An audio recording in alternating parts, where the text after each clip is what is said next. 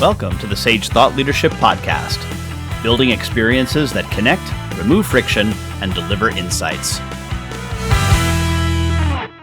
Well, hi everyone, and welcome to our podcast. I'm Ed Kless, and with me today is Dr. Allan Colman.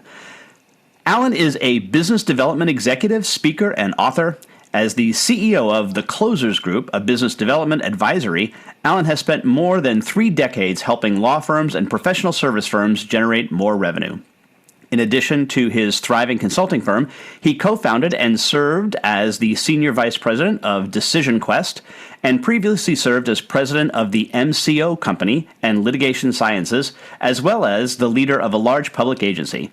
He is also Professor of Marketing at California State University's Dominguez Hills, and his new book is The Revenue Accelerator, The 21 Boosters to Launch Your Startup. Welcome to the Sage Thought Leadership Podcast, Dr. Allan Colman.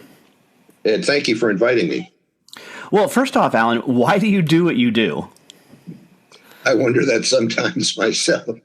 As you said, I've been working for over 30 years in business development, sales training, and so on. And for the last 12 years, I've been a volunteer mentor at the South Bay Entrepreneurial Center and have been helping to interview, coach, advise a lot of different startups. And I began to learn how many things they really don't know and should know when they're starting. And so that's the main crux of what I'm doing and why I'm doing this. And that's what the book is focused on. What do you need to think about as you're starting to think about your new product or your new service? And then for small businesses that have just started, early stage ventures, let's say, a lot of the same requirements and tactics apply. So that's why I've really been doing this. Well, talk a little bit more about the book. So the Revenue Accelerator, the 21 Boosters to Launch Your Startup. We'll put a link in the description in the show notes so that people can get a hold of it. But talk a little bit more about it. What it's aimed at is avoiding the mistakes that so many startups make and helping them go from, if you will, leap from their product or idea to actually marketing and selling it. And there are a lot of things. For example, in the book, I interview over 40 people. Many are entrepreneurs, successful marketing directors, CEOs, and so on. And they all have the same response to the question, what's the biggest mistake that startups make? And I have found this consistently, and that is they may start with their product or service. They're not even looking at the marketplace to see if there's a market for what they want to do. And I've got a classic story, if you have just a minute. At the Entrepreneurial Center where I volunteer, we interviewed somebody one day, and he came in with what looked like a stick. And it was actually one of these big metal rods that you could extend out into the future. And this was about 7 years ago.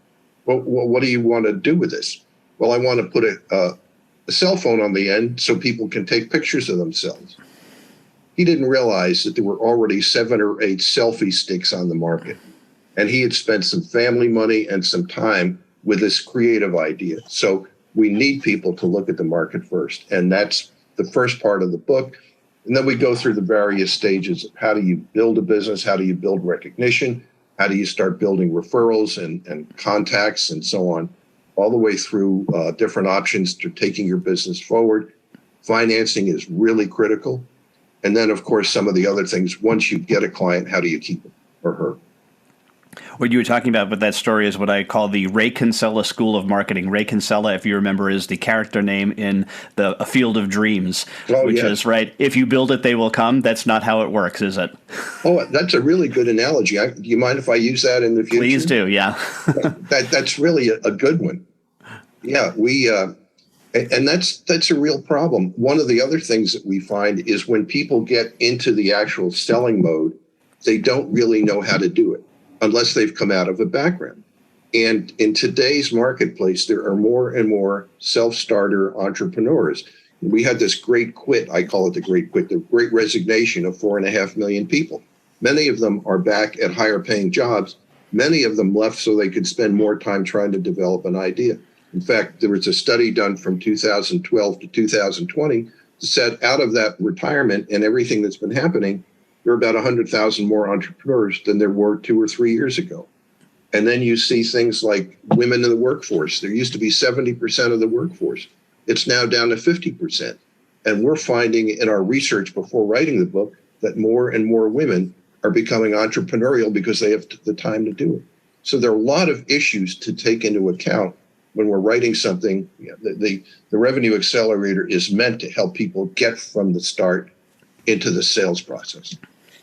And one of the things that I see you mention in the book is the idea of a unique selling proposition, which is not new or a unique positioning statement, not new by any stretch of the imagination. That concept has been around a while. Why is it that you think that people so struggle with it? There's an analogy. Are you tissue or Kleenex? Are you a copier or a Canon? A lot of people don't realize that what they're developing, it may just be a very minor modification of what's already out there in the marketplace, and it's not going to draw any attention.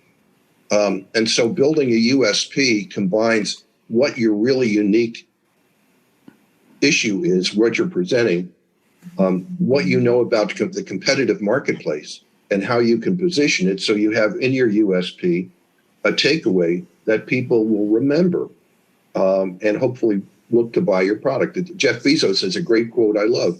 Your brand, your USP, in effect, is what stays in the room after you leave the room. And so it's that unique proposition that differentiates you from anyone else. Well, we have an exit question that we ask all of our guests, and that is, who is a hero of yours, and why are they a hero? His name is Steve Vanaker. I met him when we were in junior high school, and we've remained friends ever since. He was the school cut-up. He was always the guy that was, in trouble. He was a great athlete, but he was always having problems. And after he graduated college, he wasn't sure what he wanted to do, and he went into the Army for 2 years. And when he came out, he discovered this thing called computers. And for some reason, he just latched onto it. He's been an entrepreneur. He started up a couple of companies. About 2 years ago, the company that he had built, called People Sciences, was sold to a very large Fortune 50 company for a lot of money. And he just stuck with it all these years, and he kept building and building toward this. And fortunately, we've remained good friends. And lastly, Allan, how can somebody contact you? The company's name is The Closers Group. Our website is theclosersgroup.com. If you're interested in the book on Amazon, it's Amazon. Just go for Allan Colman, that's Colman without an E, or put in the Revenue Accelerator. We're getting a lot of attention. We're getting a lot of reviews.